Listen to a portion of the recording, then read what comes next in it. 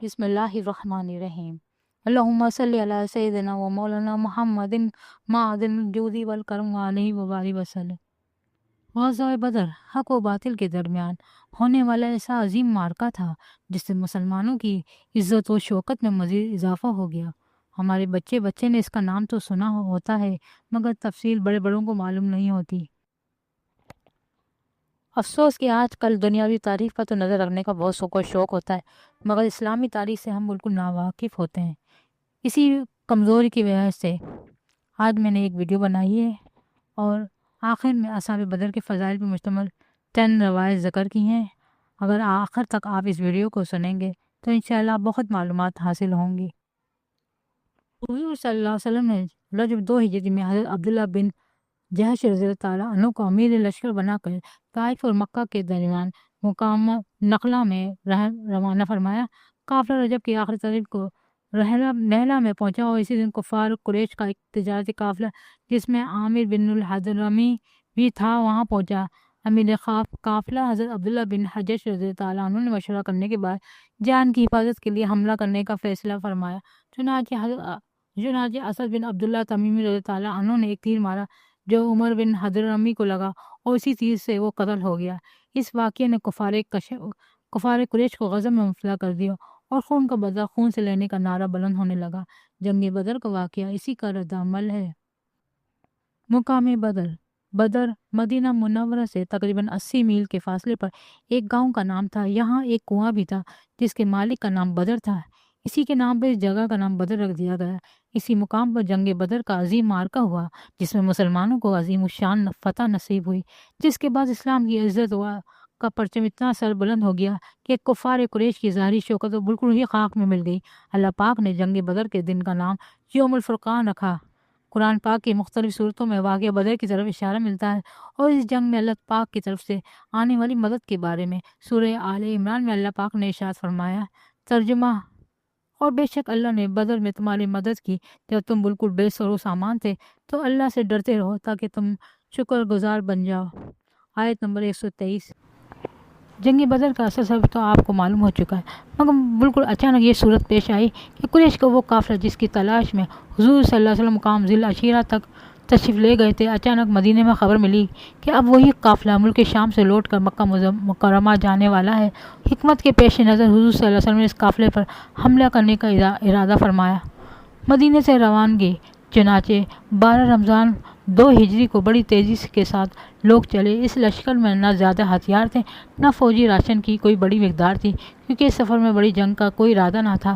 مگر جب یہ خبر مکہ میں پھیلی کہ مسلمان قریش کا قافلہ لوٹنے کے لیے مدینے سے چل پڑے ہیں تو مکہ میں ایک جوش پھیل گیا اور ایک دم کفار قریش کی فوج مسلمانوں پر حملہ کرنے کے لیے تیار ہو گئی۔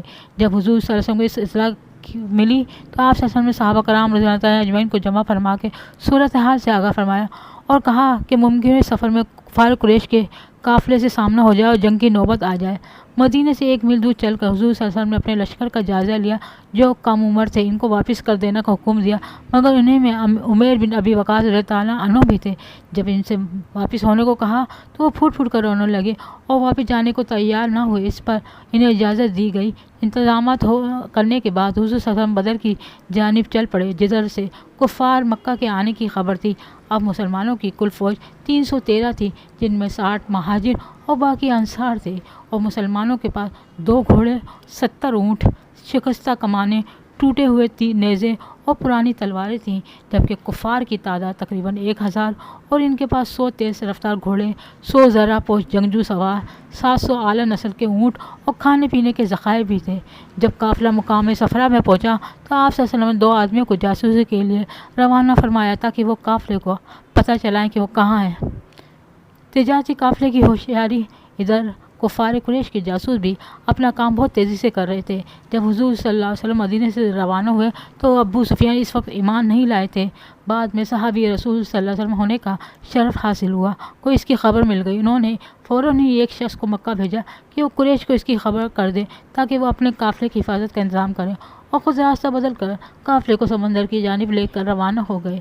اس شخص نے مکہ پہنچ کے اعلان کر دیا کہ تمہارا سارا مال ابو سفیان کے قافلے میں ہے اور مسلمانوں نے اس کا راستہ روک کر قافلے کو لوٹنے کا انتظام کر لیا ہے۔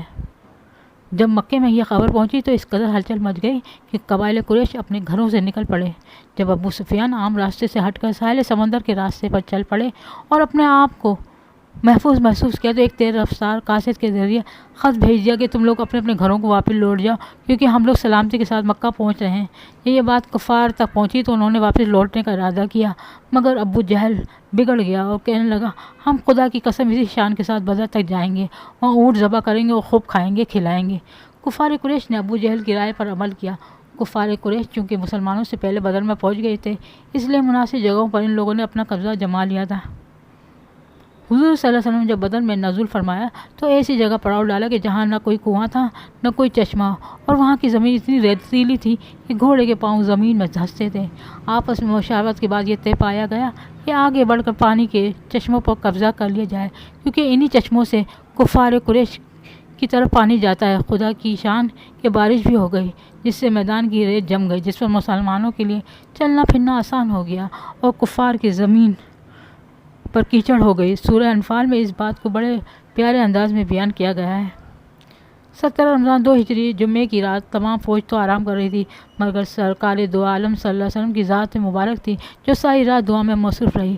رات ہی میں چند جانثاروں کے ساتھ آپ صلی اللہ علیہ وسلم میدان جنگ میں کا معائنہ فرمایا اور فرما دیا کہ یہ فلاں کافر کے قتل ہونے کی جگہ ہے اور کل یہاں فلاں کافر کی لاش میں پڑی ہوئی ملے گی۔ 17 رمضان 2 ہجری جمعے کے دن حضور صلی اللہ علیہ وسلم نے مجاہدین اسلام کو صف بندی کا حکم دیا۔ اب وہ وقت ہے کہ میدان بدر میں حق و باطل کی دونوں صفیں ایک دوسرے کے سامنے کھڑی ہیں۔ حضور صلی اللہ علیہ وسلم صف بندی سے فارغ ہو کر اپنے آرام کی جگہ پر تشریف لے گئے۔ اس نازک گھڑی میں حضور صلی اللہ علیہ وسلم مسلسل اللہ پاک کی بارگاہ میں دعا کرتے رہے اور عرض کرنے لگے، یا اللہ تو نے مجھ سے جو وعدہ فرما ہے آج اسے پورا فرما دے۔ دعا کے وقت انتہائی رقت اور محبت طاری تھی۔ حضرت سیدنا صدیق اکبر رضی اللہ عنہ آپ صلی اللہ علیہ وسلم کی بیقراری دیکھ کر عذرگزار ہوتے ہیں، اللہ ضرور اپنا وعدہ فرمائے گا۔ جنگ کی ابتدا ہوئی، کفار واسی جہنم ہونے لگے اور چند صحابہ کرام نے جام شہادت نوش فرمایا۔ جنگ بدر میں اللہ تعالیٰ نے مسلمانوں کی مدد کے لیے آسمانوں سے فرشتوں کا لشکر اتار دیا۔ پہلے 1000 فرشتے، پھر 3000 فرشتے ہوئے، اس کے بعد 5000 فرشتے ہو گئے۔ اس بات کو سورہ آل عمران میں بیان کیا گیا ہے۔ اس جنگ میں آخرکار کفار نے ہتھیار ڈال دیے اور بھاگ کھڑے ہوئے اور مسلمانوں نے ان لوگوں کو گرفتار کرنا شروع کر دیا۔ اس جنگ میں کفار کے 70 آدمی قتل اور 70 آدمی گرفتار ہوئے، باقی اپنا سامان چھوڑ کر فرار ہو گئے۔ بڑے بڑے ناموں ور کفار اس میں مارے گئے، جن میں عتبہ، شیبہ، ابو جہل، امیہ بن خلف وغیرہ شامل ہیں۔ شہدائے بدر، جنگ بدر میں کل 14 مسلمان شہادت سے سرفراز ہوئے، جن میں سے 6 مہاجر اور 8 انصار تھے۔ حصول برکت کے لیے ان کے نام ذکر کیے جاتے ہیں۔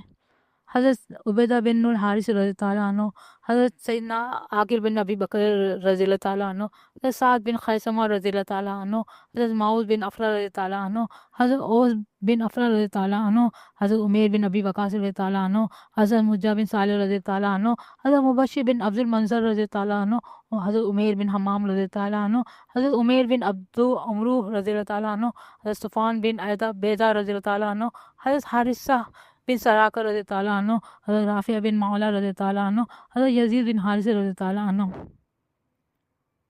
اصحاب بدر کی فضائل یہ ہیں، بے شک اللہ تعالیٰ اہل بدر کو مطلع فرماتے ہوئے ارشاد فرماتا ہے کہ جو چاہو عمل کرو، بے شک میں نے تم کو بخش دیا۔ ایک روایت میں کہ ان کے لیے جنت واجب ہو گئی، صحیح بخاری۔ اللہ تعالیٰ بدر و حزیبہ میں حاضر ہونے والوں کو ہرگز آگ میں داخل نہ کرے گا۔ مسند امام احمد بن حنبل رضی اللہ عنہ۔ اہل بدر کا ذکر کرتے وقت دعا قبول ہوتی ہے۔ سیرت حلیبیہ، بعض علماء کا بیان ہے کہ بعض لوگوں نے فقہ اصحاب بدر کے نام کی برکت سے درجہ ولایت حاصل کیے، اور علامہ قبانی نے فرمایا کہ بہت سے اولیاء کو ان کے ناموں کے پڑھنے سے ولایت ملتی ہے۔ ایک شخص حج کے ارادے سے نکلا تو اصحاب بدر کے نام ایک کاغذ میں لکھے اور اسے دروازے میں رکھ دیا۔ پہلی رات چور اس کے گھر آئے تو ہتھیاروں کی آواز آنے لگی۔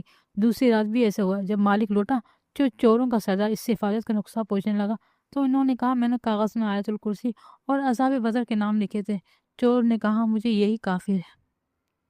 اللہ پاک ہمیں بھی اصحاب بدر کی برکتوں سے مالا مال فرمائے اور اپنے دین کے لیے ہماری جان و مال اور وقت کو قبول فرمائے، آمین ثم آمین۔